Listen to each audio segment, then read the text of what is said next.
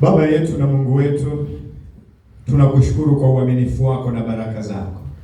Hakika jina lako lina nguvu ya kubadilisha tabia zetu. Jina lako lina nguvu ya kuponya magonjwa yetu. Jina lako lina nguvu ya kuvunja nguvu za giza. Jina lako lina nguvu, e Bwana. Saa hii tunakuomba Bwana, simama na adui zako wote wakatawanyike, ukitufundisha neno lako e Bwana, na kutuumbia mioyo safi sawa sawa na mapenzi yako. Tuko tayari kupokea kutoka kwako, katika jina la Yesu Kristo tunaomba na kushukuru, amen. Basi fungua pamoja na mimi katika Biblia yako kitabu kile cha Mwanzo sura ile ya 41 mstari ule wa 38. Mwanzo sura ya 41 mstari ule wa 38. Biblia inasema namna hii. Mwanzo 41:38. Biblia inasema namna hii. Farao akawaambia watumwa wake, tupate wapi mtu kama huyu mwenye roho ya Mungu ndani yake? Tupate wapi mtu kama huyu mwenye roho wa Mungu, mwenye roho ya Mungu ndani yake? Bwana Yesu asifiwe sana. Na ujumbe ambao Mungu ametupa umebebwa na kichwa kinachosema kuhitajika kwako kunategemea thamani yako. Kuhitajika kwako kunategemea thamani yako. Kuhitajika kwako kunategemea thamani yako. Mwanzo sura ya 41 mstari wa 38. Tufuatane kwa umakini pole pole. Ndugu zangu, nianze tu kwa kusema kwamba kazi ya shetani siku zote ni kupunguza au kuharibu thamani ya mwanadamu. Kazi ya shetani ni kupunguza au kuharibu thamani ya mwanadamu ili usihitajike. Kama ni kwenye ndoa, usihitajike. Kama ni kanisani, usihitajike. Kama ni kwenye siasa, usihitajike. Mahali popote pale, hiyo ndiyo kazi ya shetani, anakuondolea thamani. Na ndio maana alipowaondolea thamani Adamu na Hawa, hawakuhitajika. Lakini kazi ya Mungu ni kukupa au kukuongezea thamani. Mungu kazi yake kubwa ni kukupa au kukuongezea thamani ili uhitajike kwenye hiyo ndoa, ili uhitajike hapo kanisani kwa ajili ya utukufu wake, ili uhitajike kwenye taifa. Ndiyo maana Farao akiangalia stafu wake wote, anaona hakuna mtu anayefanana na Yusufu. Anasema tumpate wapi mtu mwenye roho wa Mungu ndani yake kama huyu? Tutampata wapi? Maana yake thamani yake ni kubwa. Tutampata wapi? Wangekuwa ndio wadada wanatafuta mume wa kuongeza, tutampata wapi mwanaume mwenye roho wa Mungu ndani yake kama huyu? Kama ndio ungekuwa mwanamke, wanaume wangekuwa wanauliza tutampata wapi dada, msichana, mwanamke mwenye roho wa Mungu ndani yake kama huyu? Manake thamani yake ni kubwa, anahitajika. Kila unapomweka anahitajika. Bwana Yesu asifiwe. Nakumbuka nina dada yangu mmoja, wakati tunakuwa, yeye Mungu alimpa neema ya ajabu, very hard working. Yaani ukimwacha nyumbani hutajuta, ukirudi Sio yule mtu wa kuambiwa. Hapana, ukirudi unakuta vyombo vimeoshwa, nyumba imepangwa, kila kitu kiko vizuri. Mpeleke shambani, analima kama trekta. Watu walikuwa wanamuita trekta la mzee Ondole, yaani baba yangu mzee Ondole trekta lake, maana yake alikuwa analima. Ukimpeleka shule, yaani mtupe mahali popote. Kwa hiyo alipofaulu darasa 7 kwenda sekondari, ikifika likizo, kila dada yangu wanamgombania, njoo huku. Anasema hapana, wewe ulikanae, njoo huku. Huyu anasema hapana. Kwa nini? Thamani yake ilikuwa kubwa. Thamani yake ilikuwa kubwa, kila mtu anamtaka. Ndio maana ujumbe wetu nasema kuhitajika kwako kunategemea thamani yako. Kuhitajika kwako kunategemea thamani yako. Kama asingekuwa na thamani, hakuna mtu ambaye angeweza kumhitaji. Likizo kwa nenda kwa fulani bwana, huku usije mimi msafiri, kumbe ujue thamani imeporomoka. Wewe likizo ukija, mtoto wa kike unataka ukunje mne, tunaangalia TV namna hii, nani atakubali nyumbani kwako? Huna thamani. Mpaka uambiwe fanya hivi, fanya hivi. Yaani bila kuambiwa ufanye, huna thamani. Thamani yako imeshuka. Lakini mtu mwenye thamani siku zote anajiongeza, hatumwi. Yaani unaona sufuria imekaa pale, unaipiga teke, hata wewe huna thamani. Mwenye thamani anafanya mambo bila kuambiwa. Sasa watu wengi katika dunia ya leo wanatamani au tunatamani kuhitajika. Watu watuhitaji. Tunatamani kutafutwa, tunatamani kualikwa, tunatamani kuaminiwa. Watu watuamini. Tunatamani kupewa nafasi. Tunataka milango ifunguke, sauti zetu zisikike, na uwepo wetu uthibitishwe. Lakini hoja ya msingi si kwa nini hatuhitajiki, bali ni thamani gani tuliyoibeba mpaka tuhitajike. Ni thamani gani tuliyoibeba mpaka tufunguliwe milango? Ni sababu gani, thamani gani tuliyoibeba mpaka tuaminiwe na kupewa nafasi? Maandiko yanafunua ukweli huu mzito, kwamba kuhitajika kwako hakuanzi na kutaka nafasi. Hakuanzi na kupewa nafasi. Hakuanzi na nafasi ulionayo, bali na thamani uliojengewa au ulioijenga ndani yako kupitia Roho Mtakatifu. Maana unaweza ukapewa hiyo nafasi, lakini bado ukawa thamani yako ni ya chini na ukapoteza kuhitajika kwako. Umekaa kwenye hiyo nafasi, lakini hakuna mtu anakuhitaji. Kila mtu anasema huyu ataondoka lini? Huyu itakuwaje bwana? Kwa sababu thamani yako aidha imepotea au haipo kabisa. Sasa katika Mwanzo sura ya 41 mstari wa 38, Farao anauliza swali la kushangaza sana. Tumpate wapi mtu kama huyu aliye na roho wa Mungu ndani yake?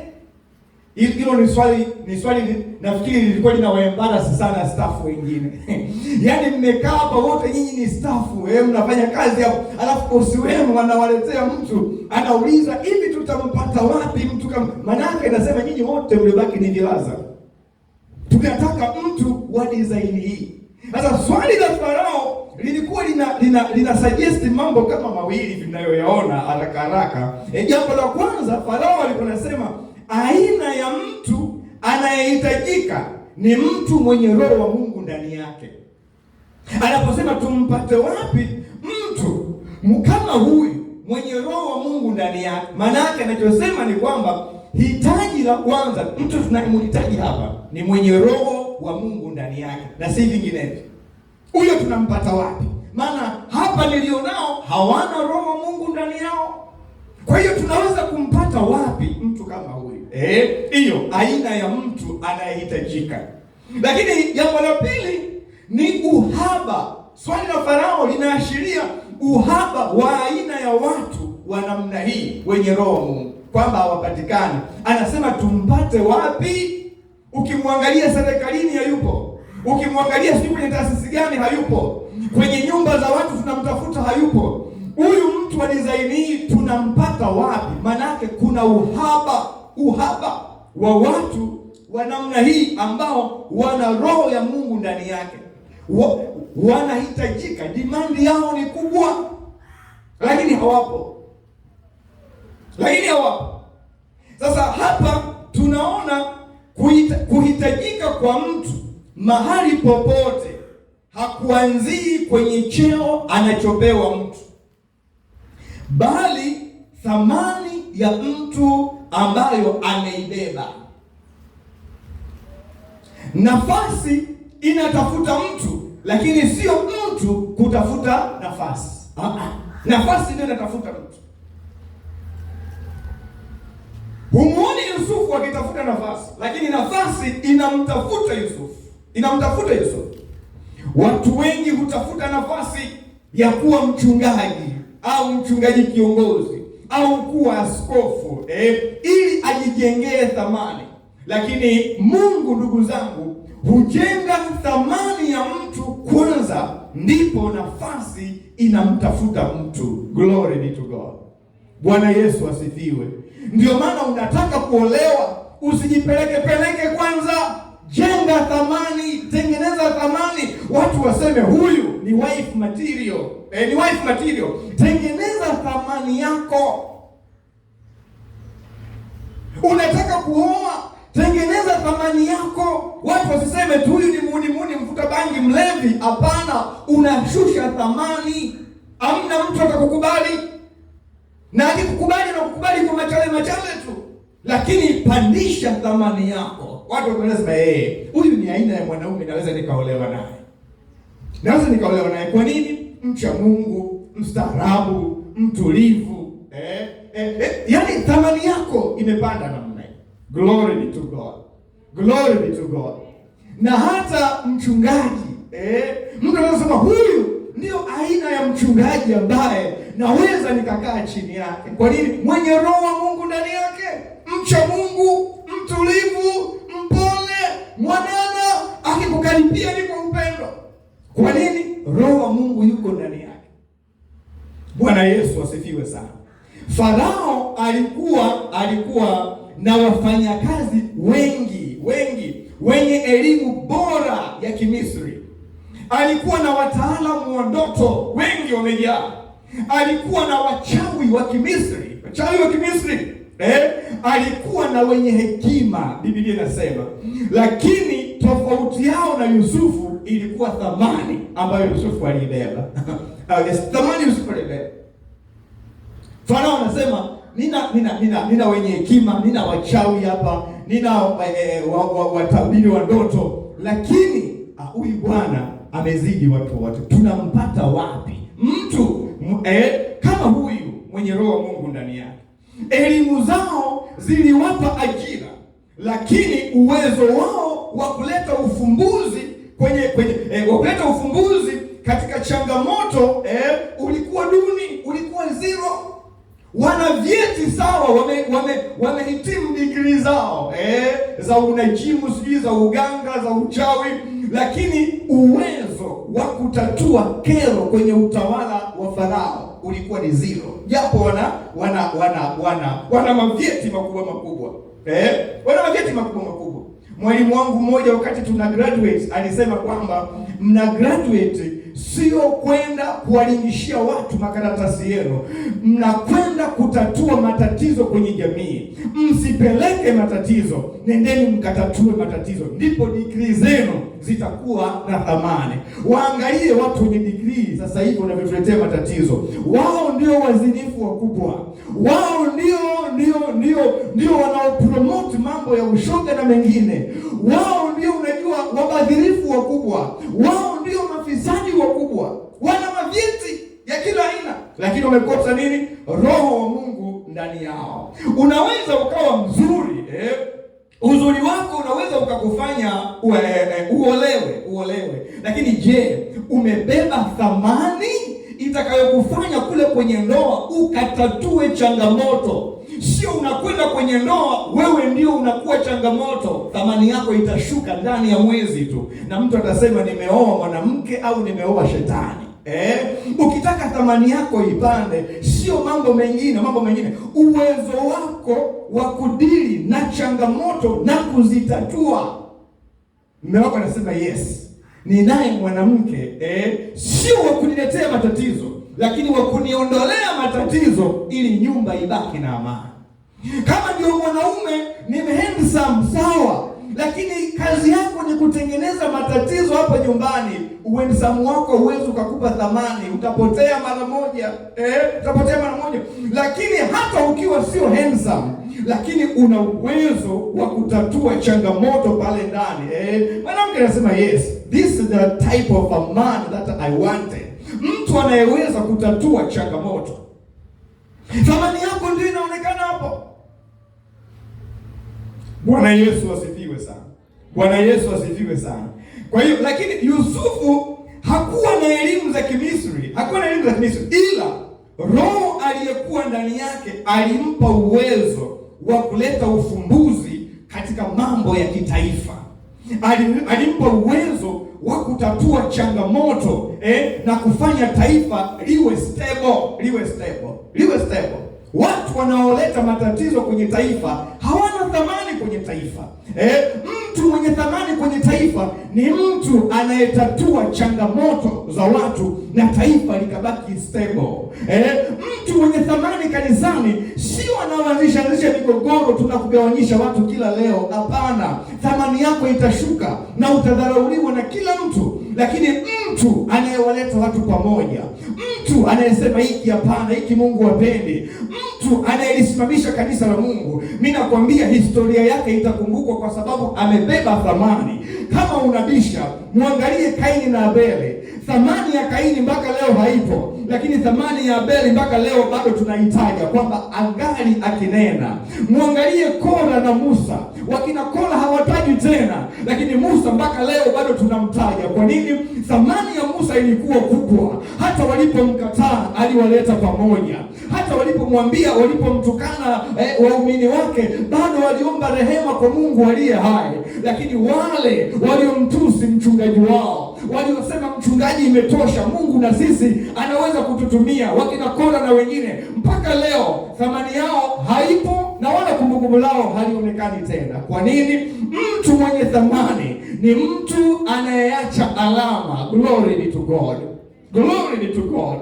Haleluya kwa mwana kondoo. Msaada wetu ni katika jina la Bwana. Yes, kwa hiyo elimu inaweza ikakupa ajira, lakini Roho Mtakatifu anakupa uwezo wa kuleta ufumbuzi katika mambo mazito kwenye hiyo ajira. Unaweza ukaajiriwa lakini bado ukawa kama garasa. Huna thamani kwenye hiyo kampuni. Mungu anaweza akakuokoa akakuweka ndani ya kanisa, lakini bado ukawa kama garasa. Huna thamani kwenye mwili wake, umepoteza thamani. Ili uweze kuwa useful ndani ya kanisa la Mungu, mwambie Bwana, nirejeshe thamani yangu ili niweze kutatua changamoto kwenye maisha yangu na kwenye kanisa lako. Glory be to God. Sihitaji mimi niwe changamoto, nitashusha thamani yangu. Bwana Yesu asifiwe. Kuna haja gani ya kuwa na mtu mwenye elimu, vyeti vingi, lakini hana uwezo wa kutatua kero za watu? Kuna haja gani?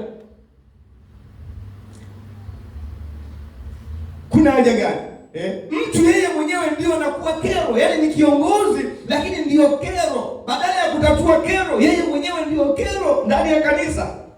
Mke badala ya kutatua kero, yeye mwenyewe ndio anakuwa kero. Mume badala ya kutatua kero, yeye mwenyewe ndio anakuwa kero.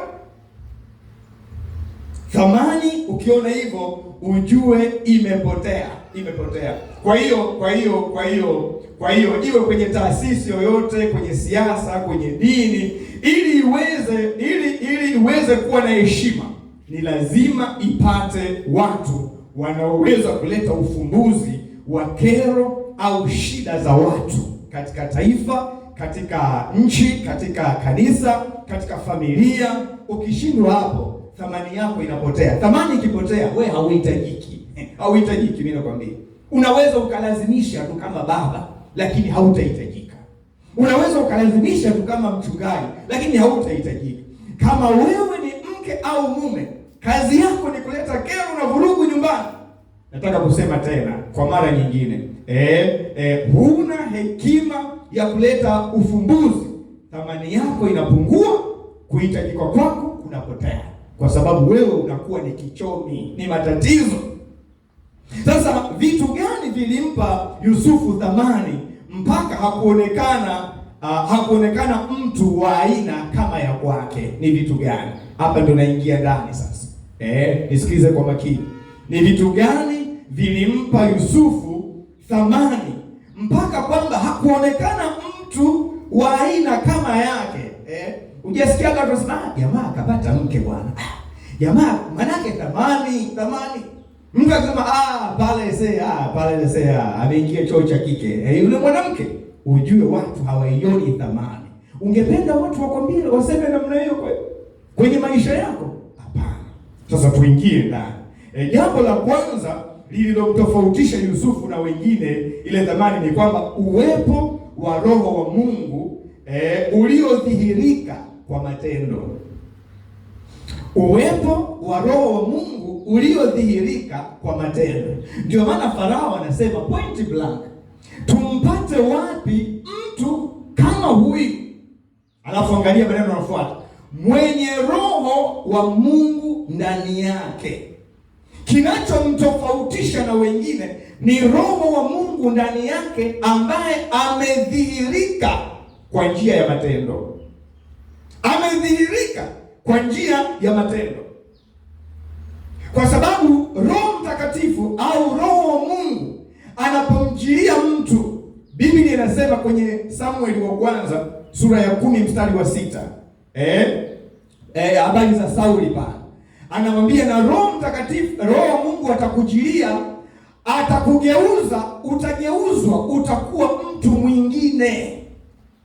Maana yake utakuwa mtu wa kuweza kufanya mambo ambayo bila Roho wa Mungu usingeweza kufanya. Utakuwa mtu mwenye tabia ambazo bila Roho wa Mungu usingeweza kuishi hizo tabia. Kwa hiyo Roho wa Mungu anakufanya au anatufanya sisi kuwa watu wengine. Tunakuwa tofauti na wasichana wengine, tunakuwa tofauti na wavulana wengine, tunakuwa tofauti na wanaume wengine. Kwa sababu gani? Sio sisi, ila Roho wa Mungu ametugeuza, tumekuwa watu wengine, ametupandisha thamani. Glory be to God. Bwana Yesu asifiwe. Yusufu alitoa tafsiri ya ndoto kwa usahihi. Thamani yake ilidhihirika baada ya kuleta ufumbuzi wa tatizo katika taifa, ambapo wengine wote walishindwa. Alipata wapi uwezo wa kutafsiri ndoto? Roho Mtakatifu alimgeuza akawa mtu mwingine, akampa uelewa, akafanya mambo ambayo wengine hawakuweza kufanya. Sio nguvu zake, ni Roho wa Mungu. Na uwezo wa kufanya hivyo, kama ninavyosema hapa, ulimpa thamani kubwa, kwa sababu huo uwezo ulitoka kwa Roho wa Mungu. Kuwezeshwa kufanya kitu ambacho awali asingeweza kufanya. Ndiyo maana Sauli alipopoteza ushirika na Roho wa Mungu, alishindwa kufanya mambo mengi tu ambayo Mungu alimtaka afanye. Alishindwa. Thamani yake ikaporomoka. Mungu akamwambia, kwa sababu umelikataa neno langu, na mimi nimekukataa usiwe mfalme. Thamani haipo tena. Ndugu zangu, dunia ina watu wenye elimu, lakini ina upungufu wa watu wenye Roho wa Mungu. Watu wenye elimu wako wengi, lakini dunia ina upungufu wa watu wenye Roho wa Mungu. Watu wenye Roho wa Mungu ndio watu wenye uwezo wa kutatua kero kwa sababu ya uweza wa kimungu ndani yao. Ile Mwanzo mstari wa sura ya 41 mstari wa 15, Farao akamwambia Yusufu, nimeota ndoto wala hakuna awezaye kunitafsiria.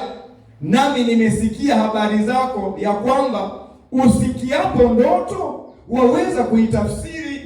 Hakuna manake Farao anamwambia hakuna wa kunitatulia hii changamoto, ila nimesikia wewe una uwezo. Mstari wa 16, napenda unyenyekevu wa Yusufu. Yusufu akamjibu Farao akisema, si mimi si mimi. Wachungaji wa leo tunasemaje? Njoo ukutane na mchungaji Mndole, maisha yako yatabadilika. Njoo ukutane na wewe. Mchungaji una nini cha kumbadilisha mtu? Una kitu gani wewe? Una kitu gani? Njoo ukikutana na mchungaji mimi maisha yako hapa. Msikilize Yusufu. Yusufu akamjibu Farao akasema, si mimi. Mungu atampa Farao majibu ya amani. Glory be to God. Napenda huu unyenyekevu. Sio mimi, Mungu atampa Farao majibu ya amani. Kama nilivyosema, leo hili tunawaambiaje waumini wetu? Tunawaambiaje watu? Njoo ukutane na mchungaji fulani, shida yako itakoma. Imekwisha. Hayo ni makelele. Sikiliza statement ya Yusufu iliyoshiba unyenyekevu na ukuu wa Mungu. Tazama, mtu mwenye roho wa Mungu ndani yake, ametulia, hana mapapara ya majisifusifu, kujionyesha watu wajue kwamba yeye Mungu. Hapana, anamwambia sio mimi nipungue, lakini Mungu wangu aongezeke. Utamuona Mungu anavyotenda sasa. Ili ikitendeka usilete utukufu kwangu, ujue ni Mungu amefanya. Tunahitaji watumishi wa namna hiyo. Glory be to God. Bwana Yesu asifiwe. Mwanzo 41:39, 41:39, Farao akamwambia Yusufu, kwa kuwa Mungu, naona sasa ameshapata somo. Hajasema tena kwa kuwa wewe Yusufu. Kwa kuwa Mungu amekufahamisha hayo yote, hapana mwenye akili na hekima kama wewe. Glory be to God. Neno hakuna mwenye akili na hekima kama wewe linaonyesha ulinganifu. Analinganisha na staff wengine wote alionao. Anasema Mungu wako ni the best. Amekutengeneza kwa namna ambavyo hakuna msichana kama wewe. Amekutengeneza kwa namna ambavyo hakuna mvulana kama wewe. Amekutengeneza kwa namna ambavyo hakuna mchungaji kama wewe. Utukufu wote unakwenda kwa Mungu aliye hai. Ndio maana ukisoma kwenye Daniel 1:20, mtu yoyote aliyetengenezwa na Mungu ni mtu wa tofauti, ndugu zangu. Daniel 1:20 nasema hivi, katika kila jambo la hekima na akili alilowauliza mfalme, aliwaona kuwa bora mara 10 kuliko waganga na wachawi wote waliokuwa katika ufalme. Hapa nazungumzia Daniel, Meshach, Shadrach na Abednego na wengine waliokuwa Waebrania. Mungu aliwatengeneza namna hii. Mfalme kila akiwauliza maswali, kila akifanya hivi, wakaonekana ni bora mara 10 zaidi kuliko kuliko wale Wakaldayo na watumishi hao wa mfalme. Leo hii sisi tuliookoka tunaonekanaje? Tuko bora mara ngapi zaidi ya watu ambao hawajaokoka? Jiulize mwenyewe. Lakini wakati mwingine watu wa nje wanatushinda, wao wanakuwa bora kuliko sisi.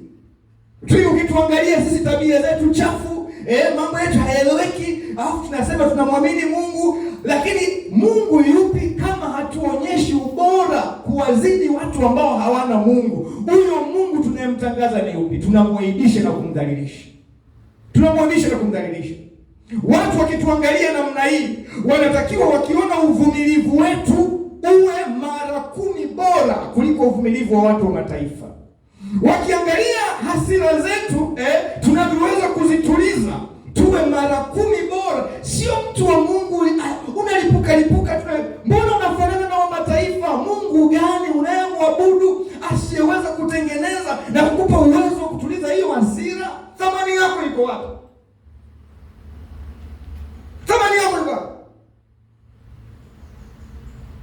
Ni Mungu gani asiyeweza kukutengeneza wewe? Ukiona wadada unahangaika kama watu wa mataifa, ukiona wanaume unahangaika kama watu wa mataifa, mbona tunamdhalilisha Mungu sana? Uwezo wa Mungu katika kutengeneza watu ni wa ajabu, ni wa ajabu. Kwa hiyo Farao alitambua hekima haitokani na shule wala mfumo wa elimu wa Kimisri.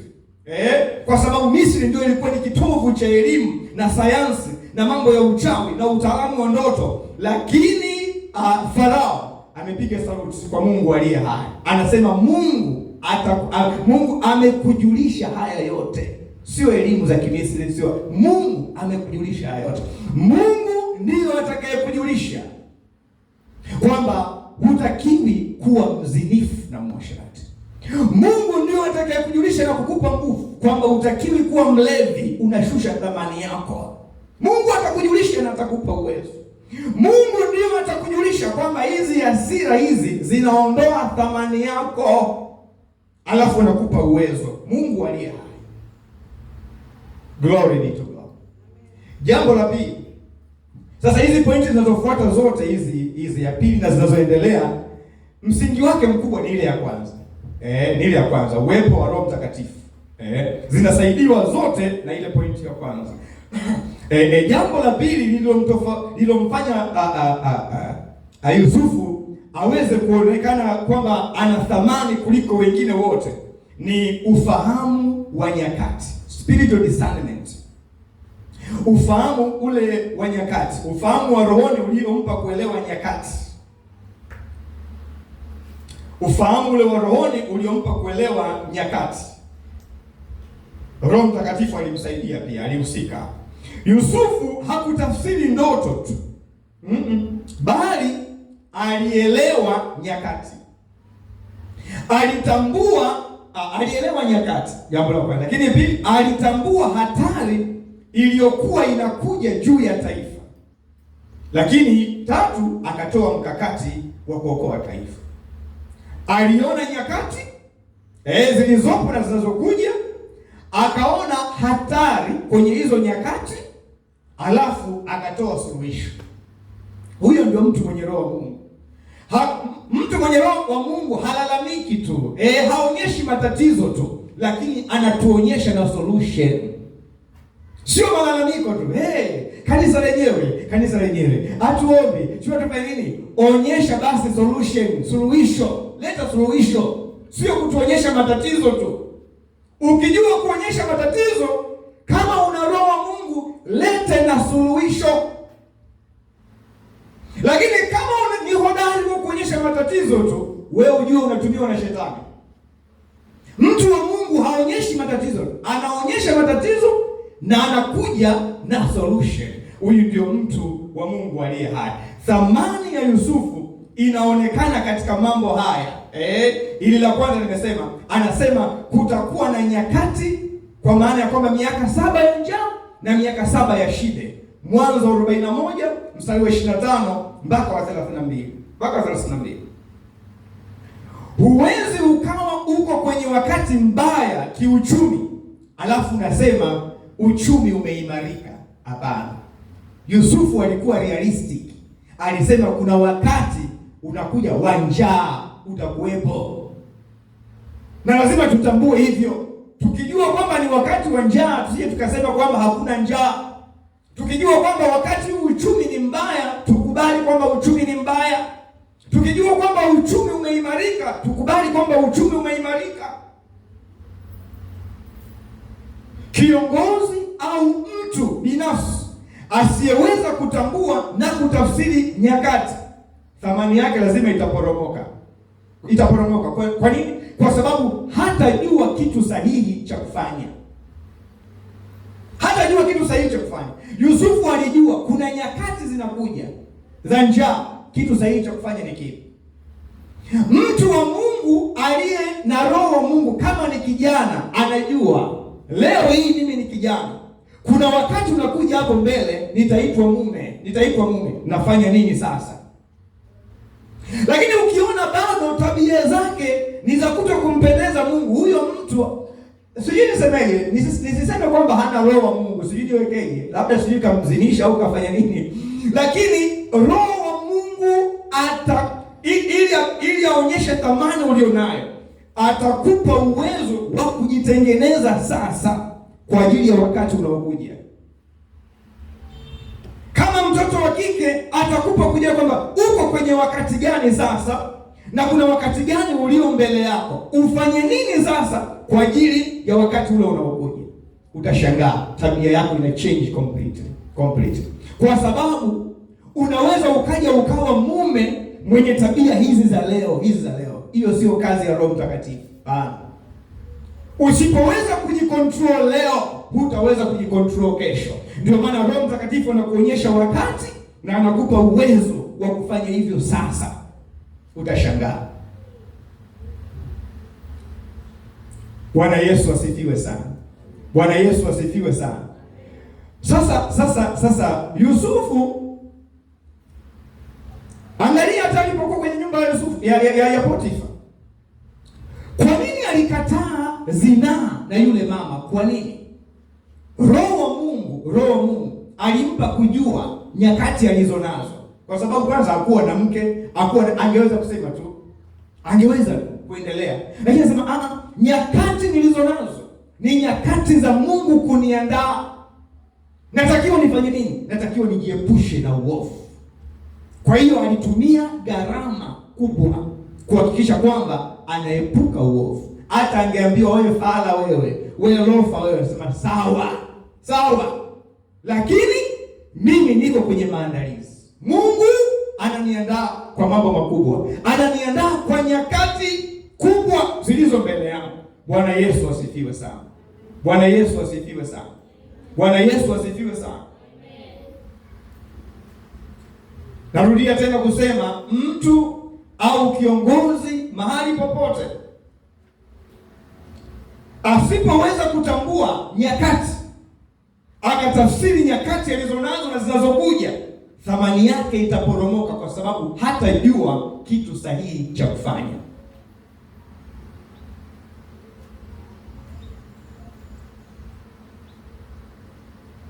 Yusufu aliona hatari inayokuja. Mtu anapopoteza uwezo wa kuona mambo yanayohatarisha usalama wake, anapoteza thamani, kwa sababu hatajua cha kufanya. Upo, lakini huioni hatari inayohatarisha usalama wa nchi yako. Upo, huioni hatari inayohatarisha usalama wa kanisa. Upo, na huioni hatari inayohatarisha usalama wa ujana wako au usichana wako. Thamani yako lazima iporomoke, kwa sababu utakapoiona hatari utachukua maamuzi stahiki ya kujilinda. Kwa hiyo thamani yako itapanda.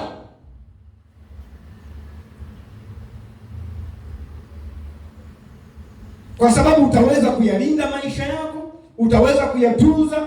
Ndio maana Yusufu alipoona hatari ya njaa, akaambia Farao,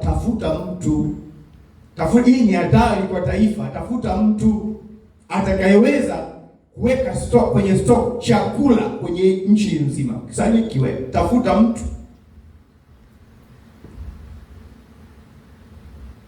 Na wala hakusema apewe yeye nafasi. Alimwambia, wewe, mimi nilishakueleza, tafuta mtu. Leo hii watu tuliookoka hatujui kutafsiri nyakati. Ukiangalia maisha yetu kwamba Biblia iko wazi kabisa kwamba hizi ni nyakati za mwisho. Yesu yuko malangoni namna hiyo. Hatuoni nyakati za sasa wala za mbele. Unasema, mchungaji, unajuaje? Angalia maisha yetu, sio ya kujiandaa. Biblia inasemaje? Aliye mchafu na azidi kujichafua, lakini msafi na aendelee kujitakasa. Kwa nini? Kwa sababu watu hao wanaelewa nyakati, ndio maana wanajitakasa. Lakini mchafu anaendelea kujichafua kwa sababu hajui nyakati. Inakuwaje? Wewe mtu mwenye roho wa Mungu ananena waziwazi kabisa, lakini bado unaendelea kuishi maisha machafu, wala hufanyi maandalizi ya kumlaki Bwana hewani. Hufanyi maandalizi. Kwa sababu gani? Umepoteza uwezo wa kutafsiri nyakati. Na ukishapoteza uwezo wa kutafsiri nyakati, hutajua cha kufanya. Kwani nafikiri kwa nini usiku tunalala na asubuhi tunaamka? Tunaweza kutafsiri nyakati. Ikifika tu zime, fungeni milango, fungeni. Yaani unatafsiri nyakati kwamba hizi nyakati sasa hivi sio za kuzurura, ni za kulala. Ndio maana unafanya jambo la msingi, jambo sahihi. Asubuhi una hizi nyakati za kuamka na kuendelea na mipango na shughuli. Ukiona mtu kalala mchana kafanya nini, unajua kuna shida, kwa sababu haelewi nyakati. Au labda amechoka alikesha usiku na nini, vitu kama hivi. Lakini ukielewa nyakati utafanya jambo sahihi. Sasa pointi ya tatu, jambo la tatu lililomfanya Yusufu ajitofautishe na wengine wote, abebe thamani ni mkakati alioweka wa kuokoa taifa. Kwa sababu kulikuwa na hatari ya kiuchumi iliyokuwa inalenga kuvuruga mambo mengi katika taifa, ikiwemo upotevu wa utulivu kitaifa. Watu wakiwa na njaa, ndugu zangu, hawatawaliki. Hata nyumbani kwako watu wakiwa na njaa, baba huna bahati. Hawatawaliki. Utapewa lawama za kila aina. Nini? Tumbo. Watu wanataka tumbo. Kwa hiyo Yusufu alivyoona hiyo hatari kwenye nchi, aka develop huo uwezo wa kuweka akiba, kukabiliana na hiyo hatari. Niseme hivi, dunia ina wataalamu wa kupanga mipango mingi, lakini haina watu wengi wanaojua wakati wa Mungu na kuweka mikakati ya kimungu. Dunia haina. Yusufu hakulaumu mtu.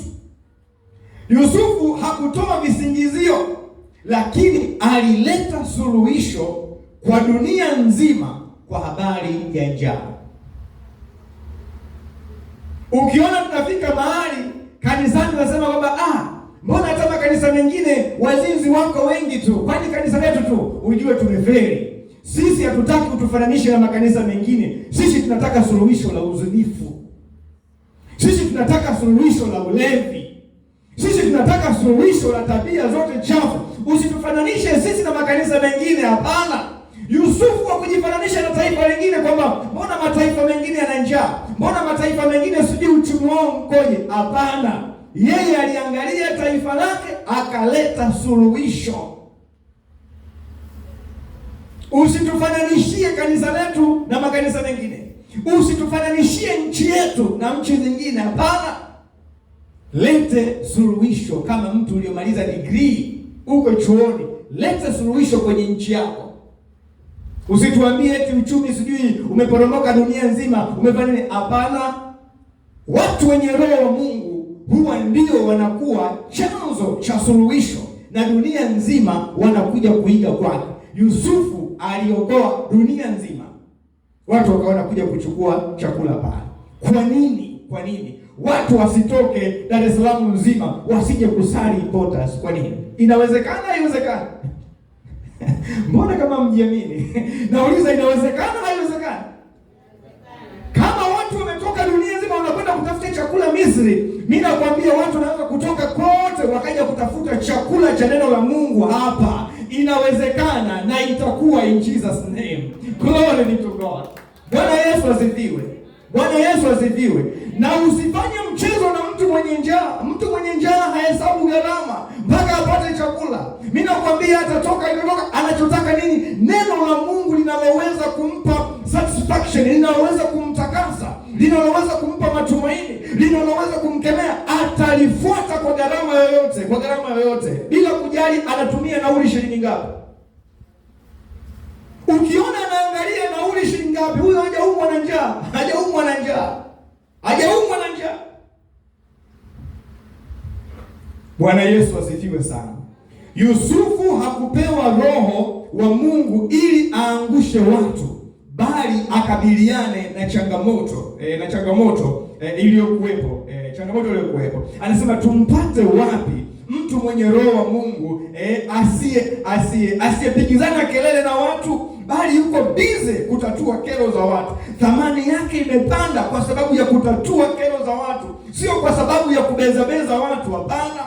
Sio kwa sababu ya kulaumu watu, hapana. Yusufu alipewa uwezo wa kuokoa jamii, sio kutumikia tumbo, sio kulaumu jamii. Alipewa uwezo wa kuleta solution kwenye taifa. Tunamtaka mtu wa design hii.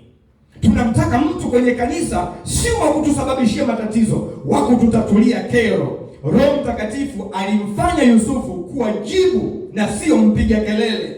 Watu wengi wanaweza kueleza tatizo, lakini wachache wanaweza kutatua matatizo. Thamani yako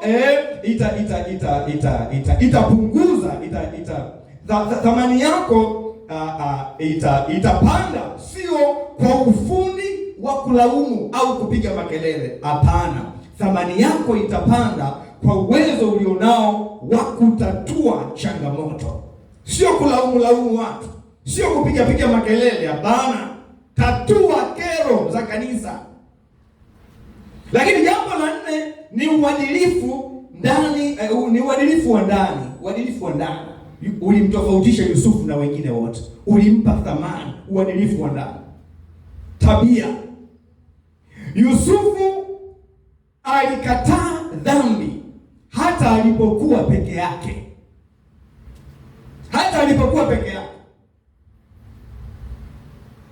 Leo hii watu wengi sisi ni watakatifu tunapokuwa kwenye kundi kama hili, lakini tunatafuta nafasi za kuwa peke yetu ili tutende uovu. Tunazitafuta kweli hizo nafasi, lakini sio Yusufu. Thamani yako itashuka hata kama watu hawajakuona unapotenda uovu, kwa sababu uovu uko kwenye ulimwengu wa roho. Kwa hiyo unapotenda, hata kama hakuna mtu aliyekuona, ulimwengu wa roho ushabonga muhuri. Kwa hiyo thamani yako yenyewe inaporomoka tu, hata kama watu hawajakuona. Kwa hiyo Yusufu alijua watu hawanioni, lakini Mungu ananiona, siwezi kushusha thamani yangu. Hata alipokuwa peke yake alikataa kutenda dhambi. Wewe unapokuwa peke yako inakuwaje?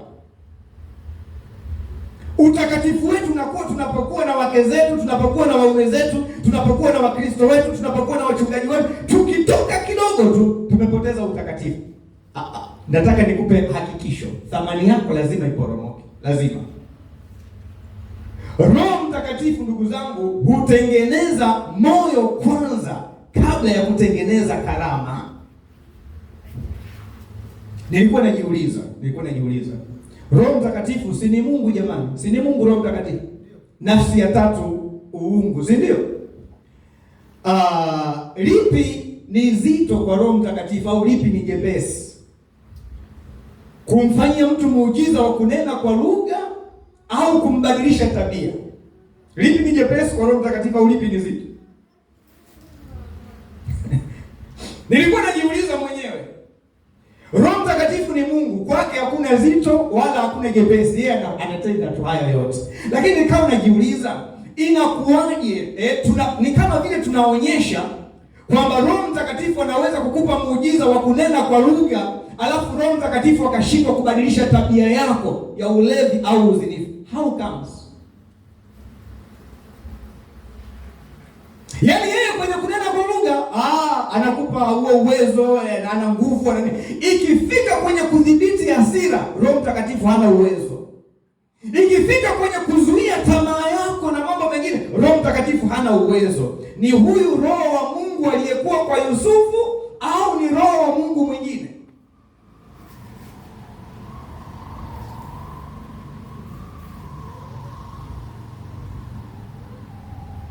Tunamdhalilisha sana. Sasa shida ni nini? Kwa nini aweze kunipa uwezo wa kunena kwa lugha, ashindwe kunifanya nidhibiti hasira yangu au tamaa ya uzinifu? Kwa nini? Ni roho gani niliye naye? Yupi? Naweza nikasema ni Roho wa Mungu, lakini shida ni nini? Shida, Biblia inasemaje? Kwenye Warumi 8:14, wote wanaoongozwa na Roho wa Mungu, hao ndio wana wa Mungu. Roho Mtakatifu ni mpole sana. Ili uongozwe inabidi ukubali kuongozwa. Huwezi kumwongoza mtu asiyekubali. Roho Mtakatifu atakwambia kwenye dhamiri yako, hiki ni kibaya, wewe unabisha, usiende huko, wewe unakwenda. Anakufanya nini? Anakuacha. Mwisho wake unaharibika tabia, unakwenda. Watu wanashangaa, ni Roho wa Mungu gani aliye ndani ya huyu mtu? Mbona tabia yake inazidi kuwa mbaya kuliko alivyoamini? Shida sio Roho Mtakatifu, shida ni yeye amekataa kuongozwa. Lakini sivyo ilivyokuwa kwa Yusufu. Thamani ya Yusufu ilipanda kwa sababu alikubali kuongozwa na Roho wa Mungu. Anambia huyu mama mkimbie, kwa sababu Biblia inasema yule mama alisema na Yusufu kila leo, siku nyingi. Lakini Roho wa Mungu anambia, mwanangu kimbia, mwanangu hii usikubali, mwanangu hii usikubali. Yusufu akawa anakubali kuongozwa. Kama kuna shida na challenge, na hili somo linakuja, shida tunapata ni watu kuto kuongozwa na Roho Mtakatifu. Tunaongozwa na hasira, tunaongozwa na mambo yetu, tunaongozwa na marafiki, tunaongozwa na situation, lakini tunashindwa kumpa Roho Mtakatifu nafasi ya kutuongoza. Na kwa nini tunashindwa? Kwa sababu Roho Mtakatifu anatuongoza kupitia neno lake, na kama neno halipo, anakuongoza kwa kutumia nini? Conscious. Unayo ATM na kadi ya benki, tuchukulie kwa mfano unayo usipoweka hela kule, unaweza kwenda kwenye ATM machine ukatoa hela, si mpaka ukaweke. Sasa kama huweki deposit ya neno la Mungu, Roho Mtakatifu atakuja kutumia kitu gani ndani yako? Niongoze. Anakuongozaje na neno la Mungu huna? Na neno la Mungu usomi? Huwezi kwenda kutoa hela kwenye ATM kama hukuweka. Bwana Yesu asifiwe. Ukiweka kadi inafanya nini? Inamezwa hiyo. Inamezwa, unaanza kuhangaika tena. Weka neno la Mungu hiyo. Ndugu zangu, Roho Mtakatifu hutengeneza moyo kwanza kabla ya kutengeneza karama. Chukua hiyo vizuri.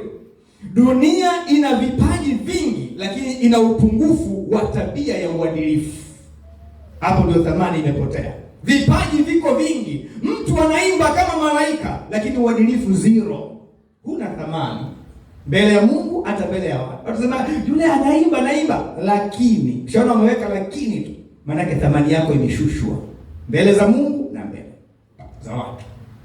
Anahubiri sana wema, lakini Mungu nisaidie, thamani yangu isishuke. Nihubiri nikiwa na thamani ambayo Roho Mtakatifu amenijengea kitabia.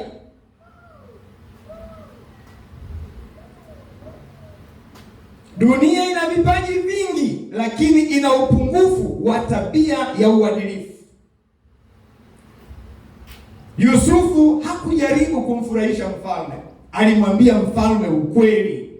Yusufu kama mtu mwenye tabia iliyompa thamani kubwa hakupatikana madhabahuni, ndugu zangu, bali Yusufu alitoka shimoni, alinusurika kifo, alitokea kwenye utumwa kwenye nyumba ya Potifa, alitoka gerezani, alipopelekwa kwa kuonewa.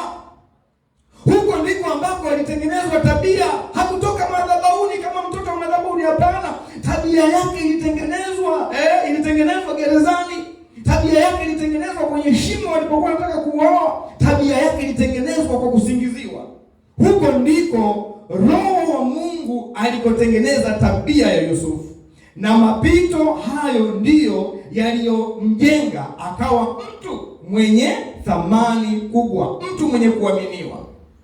Aliyoyapitia Yusufu yalimtengeneza na kumpa thamani kubwa kiasi kwamba hakuogopa kumwambia mfalme ukweli. Hakuogopa kwa sababu anasema, kwani naogopa nini? Kama kifo, nilishanusurika kifo, Mungu akaniponya. Kama ni kusingiziwa, nilishasingiziwa, bado nikaponywa. Kama gerezani, nilishakaa, sasa naogopa nini? Nitamwambia mfalme ukweli. Lakini jambo la tano lililomtofautisha Yusufu na wengine wote ni unyenyekevu uliompa Mungu nafasi. Unyenyekevu uliompa Mungu nafasi. Unyenyekevu wa Yusufu ulimpa thamani kubwa, kwa sababu unyenyekevu wake ulimpa Mungu nafasi ya kuonekana. Yusufu alimheshimu Mungu mbele ya mfalme, akamwambia Mungu, sio mimi, Mungu atakupa tafsiri ya ndoto yako kwa amani. Farao akaona mtu ambaye hajitafutii sifa, hana makuu, bali anamwachia Mungu adhihirike. Yusufu hakuwa na kiburi. Opposite, kinyume cha unyenyekevu ni kiburi, na kiburi ndicho kilichoshusha thamani ya Lucifer. Kama mwimbaji alikuwa maarufu huko mbinguni, kilichompotezea thamani ni kiburi, kwa sababu mwenye kiburi huwa hapingwi na mchungaji, anapingwa na Mungu direct. Kama ni mchungaji mwenye kiburi, hapingwi na waumini, Mungu ndio anaona, kwa sababu Biblia inasema Mungu huwapinga wenye kiburi. Yaani Mungu mwenyewe ndio anasimama mbele yako namna hiyo. Kwa hiyo Mungu akisimama mbele yako, thamani unaipata wapi? Thamani ikaporomoka. Lakini unyenyekevu wa kumpa Mungu nafasi ulimfanya Yusufu aweze kuwa mtu wa tofauti. Yusufu alikuwa suluhisho la kiroho. Yusufu alikuwa jibu la kiutawala. Yusufu alikuwa daraja katikati ya mbingu na dunia. Farao alipoangalia namna hii, akajiuliza, tumpate wapi mtu kama huyu mwenye roho wa Mungu ndani yake? Hakuna, ndugu zangu, chuo kinachotrain watu wa namna hii duniani. Iko chuo ni cha Roho Mtakatifu peke yake, huwezi kukipata mahali pengine. Watu kama hawa kina Yusufu hufinyangwa na Mungu mwenyewe kwenye mazingira magumu, mazingira ya kukataliwa, mazingira ya kupoteza marafiki. Wanafinyangwa kwenye mazingira, kwenye majira ya kuonewa bila kosa, majira ya kusahauliwa. Wanatengenezwa kwenye majira ya kufanywa ya kukataliwa na ndugu zao na marafiki zao. Alifungwa bila hatia. Majira ya namna hiyo, unafungwa bila hatia. Lakini huko ndiko ambako kulimtengeneza Yusufu. Hakuharibika rohoni, lakini aliimarika rohoni. Leo hii watu tulio na roho wa Mungu hatutaki kupita kwenye michakato ya namna hii. Hatutaki magumu, tunataka vitu ready made. Ukipewa msichana, umemwoa, unataka umkute kama malaika. Hutaki mchakato wa kumtengeneza awe kama Mungu anavyotaka. Utasubiri sana. Hii michakato ndiyo inayotufanya tutengeneze uvumilivu, tutengeneze subira, tutengeneze hali ya kumcha Mungu. Michakato au mazingira magumu namna hii. Kizazi cha leo ni kizazi cha fast, hakitaki process, haiwezekani. Ili ugali uive, lazima upite kwenye process zote. Uweke moto, uweke maji, uweke unga, ukoroge, fanye nini, uungue pale ndio uive. Hujafika hiyo process, hujapita, utatutolea ugali mbichi. Kubali kukaa chini ya roho wa Mungu, upite kwenye process ili uwe mtoto wa kike uliotengenezwa kwa ajili ya mwanaume anayekuja ili kutengeneza familia ya kimungu. Kubali upikwe mtoto wa kiume uliotengenezwa Mungu akukutanishe na msichana ili kuja kutengeneza familia yenye kumcha Mungu. Glory be to God. Bwana Yesu asifiwe. Majira mabaya hutengeneza vyombo vizuri. Ninapokwenda karibu na mwisho, majira mabaya hutengeneza vyombo vizuri. Usilie, usikatae majira mabaya, usiyakatae. Ndio inakutengeneza. Yusufu alitengenezewa uvumilivu akiwa gerezani. Alitengenezewa hali ya kusamehe kwa maumivu aliyoyapata kutoka kwa ndugu zake. Uvumilivu hauji tu ukashushiwa kama zawadi namna hii. Hapana, lazima tukuumize, lazima watu waniumize, nivumilie, nisamehe, ndio natengenezwa kuwa mtu yule ambaye nitakuwa chombo cha kumfaa Bwana. Glory be to God. Lakini leo watu hawataki maumivu. Wengine Mungu anaruhusu tu wakuumize ili tabia fulani itengenezeke ndani yao. Wewe unafikiri ukisema leo mchungaji mvumilivu, unafikiri mimi nilizaliwa namna hii? Ninaumizwa sana tu. Lakini kimbilio langu wapi? Nilimlilia Mungu tu. Mungu akanipa ustahimilivu. Mungu akanipa uvumilivu. Kwa hiyo usije tukasema mchungaji mvumilivu sana, haiji hivi. Umelia sana, umesikitika sana, umehuzunishwa sana, na bado ukawaachilia watu. Bado umepoteza wakati mwingine umepotezewa heshima, umevunjiwa heshima, lakini bado ukakaa kimya. Mungu anakutengeneza. Sio kila vita wanangu ni ya kupigana. Nyingine Mungu analeta akutengeneze. Lakini jambo la mwisho, hata Yusufu alipopewa nafasi ya utawala, uone Yusufu sijui niwekeje hii kwamba niweke hivi ili uweze kuandika vizuri. Yusufu hakuwa mkabila. Yaani tofauti yake na wengine, Yusufu hakuwa mkabila, nepotism. Yaani hata alipopewa nafasi ya utawala, unajua angeweza kusema kwamba sasa mimi ndio mkubwa hapa, ndugu zangu wote, wewe shika sijui waziri wa maji, wewe shika sijui waziri wa mifugo, wewe shika sijui waziri wa nini. Lakini Yusufu, Roho wa Mungu alimsaidia, akamtofautisha na watawala wengi waliopo duniani hivi sasa, ambaye akipewa utawala mkuu wa majeshi anaweka mtoto wake wa kumzaa.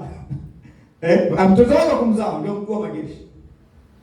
Sasa katika hekima ya kawaida, hivi usikii kinya. Wewe mchungaji, mchungaji msaidizi kabila lako, anayefuata sijui nani kabila lako, sijui Asha kule, sijui mtoto wa baba mdogo, yaani usikii kinya. Sasa Yusufu alisaidiwa na Roho wa Mungu, akawa na tabia tofauti kabisa.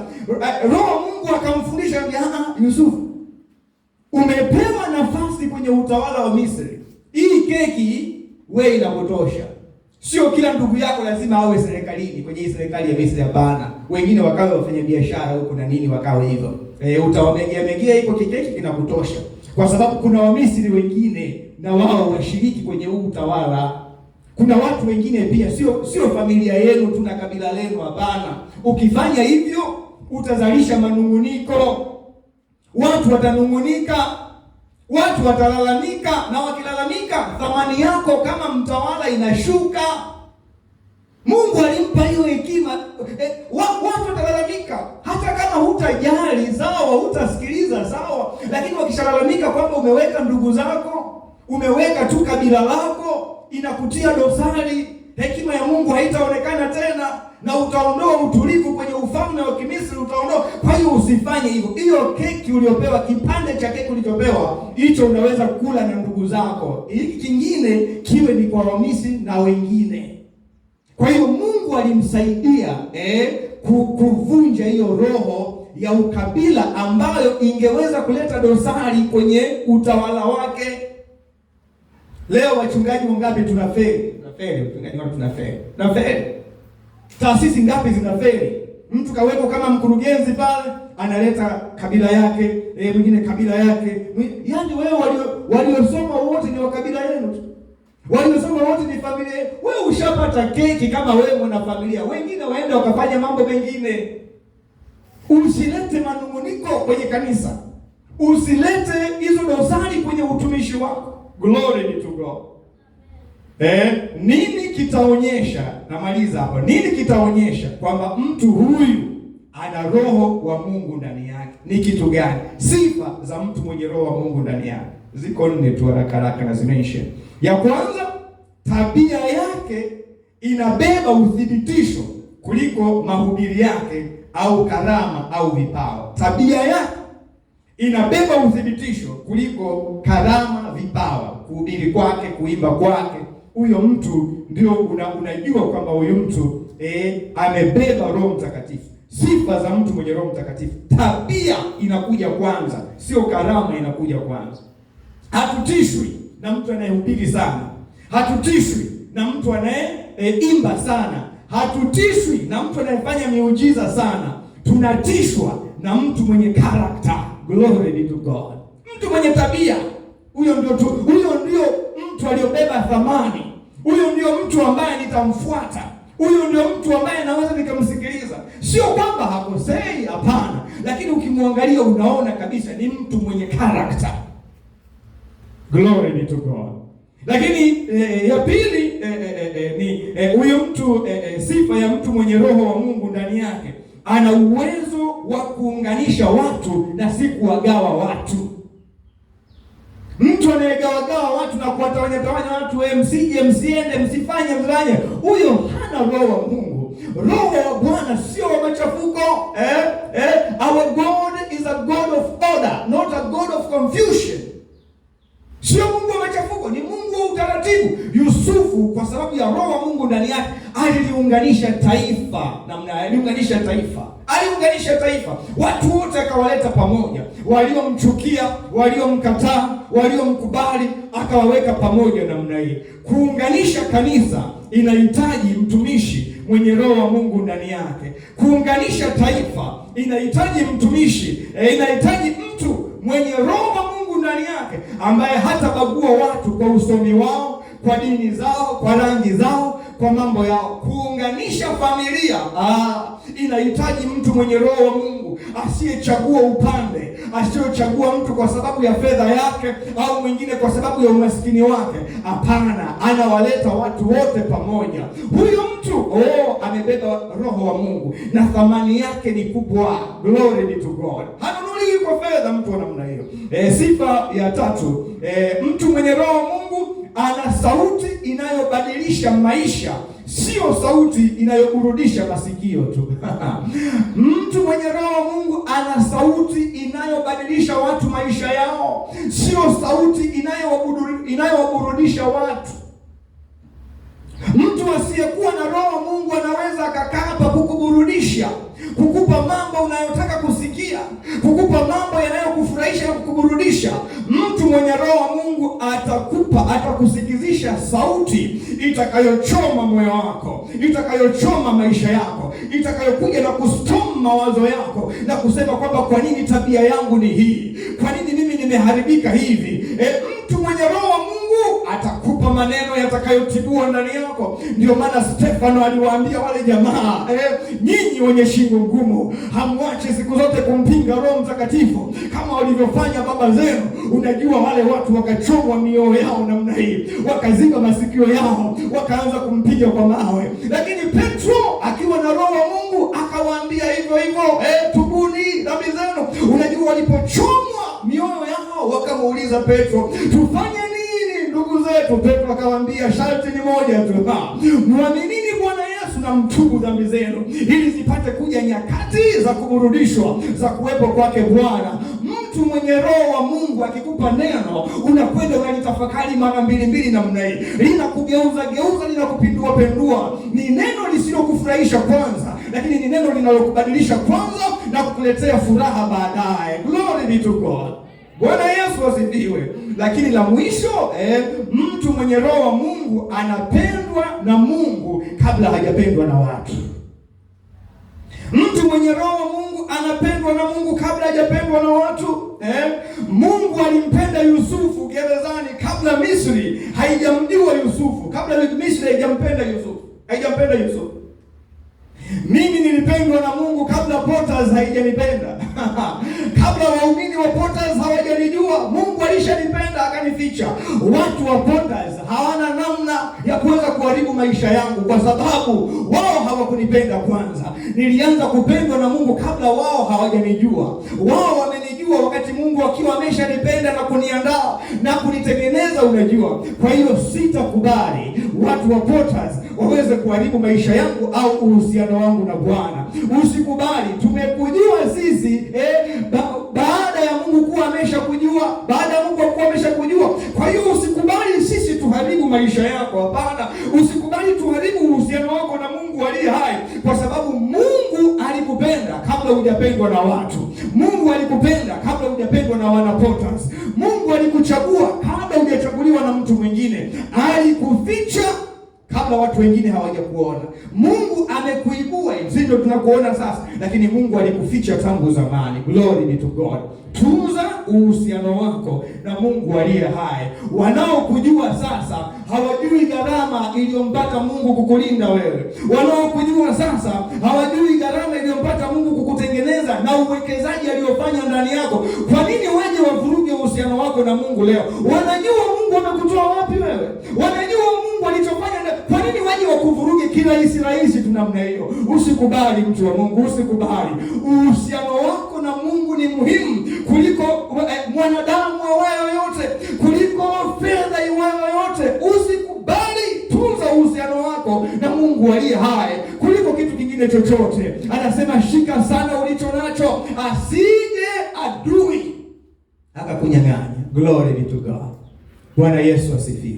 Waimbaji, mngekuwa mmeshafika hapa mbele, kila mtu amesimama, ningekuwa mimi ndio wewe, ningemwambia Bwana, umeniona thamani yangu imeshuka sana, kwa sababu adui amenipeleka kwenye aina ya tabia ambazo zimenifanya nipoteze thamani yangu. Uko wapi Mungu? Mrejesha thamani. Wewe ndio pambo langu, e Bwana. Wewe ndiwe Mungu wangu, e Bwana, katika jina la Yesu Kristo aliye hai. Glory be to God. Jesus. Sogea hapa mbele, tumwabudu Mungu aliye hai. Tupe wimbo kutupeleka mbele za Bwana. Sikia kumwabudu Bwana, sikia kusema na Mungu anayeongeza thamani. Jesus.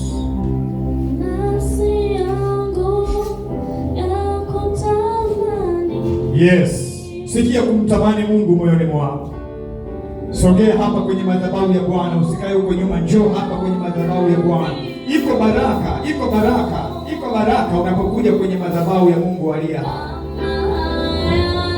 Kama ayala, yes. Sogelea madhabahu ya Bwana, mikono yako juu kwa Bwana namna hii. Moyo wako umefungua kwa Mungu aliye hai.